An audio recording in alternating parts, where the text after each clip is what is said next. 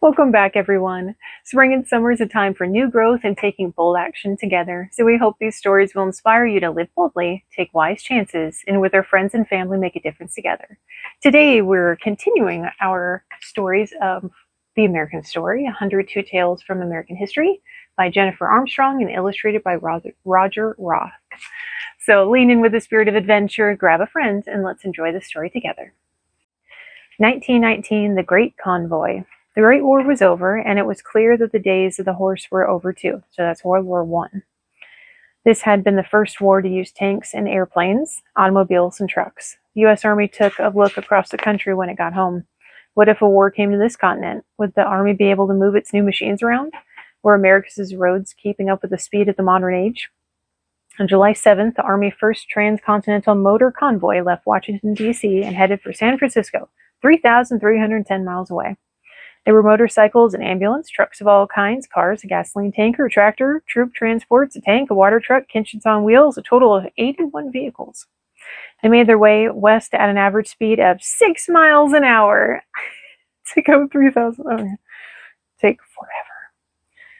While still on the East Coast, they had good paved roads to roll down, but it wasn't long before the paving ran out. Notice how the East Coast, aka nearest to DC, where all the money was, and then you start leaving that area. Oh, look, the roads become non-existent. Interesting.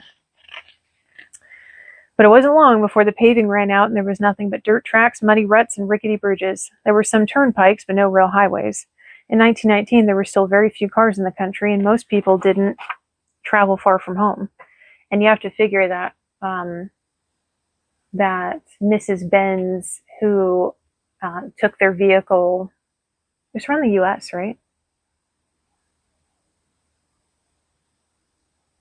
Okay, let's verify. But Mrs. Benz of the car company, she toured, I believe, America.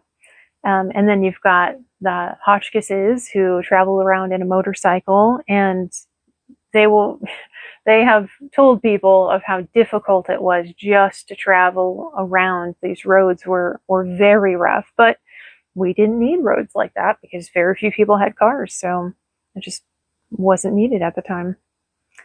For all intents and purposes, good roads from place to place didn't really exist, so covering great distances was a challenge. But every town along the route west was expecting the trucks, and people lined Main Street from Maryland to California to welcome the heroes of the war. They waved flags, held band concerts, and gave patriotic speeches, hosted picnics, and offered lemonade to their drivers, officers, and enlisted men. Over the Appalachians went the convoy. Oof, that'd be... Over the Appalachians in 1919? Yikes, that'd be rough. Went the convoy, rebuilding and strengthening bridges as it passed over creeks and through hollows. Out onto the wheat-rich farmland of the Midwest drove the trucks and cars, praying for the rain to hold off so that roads wouldn't turn to mud. And then out into the deserts of the West. Trains chuffed in on their iron roads. And remember, too, we're talking about... for the people not riding in the tanks, but we're talking about very terrible suspension, very terrible shocks. Where, the wheels were not meant for comfort, because not only were regular vehicles not meant for comfort, but these are military vehicles, which were not meant for comfort. So you got to remember that this was a rough ride.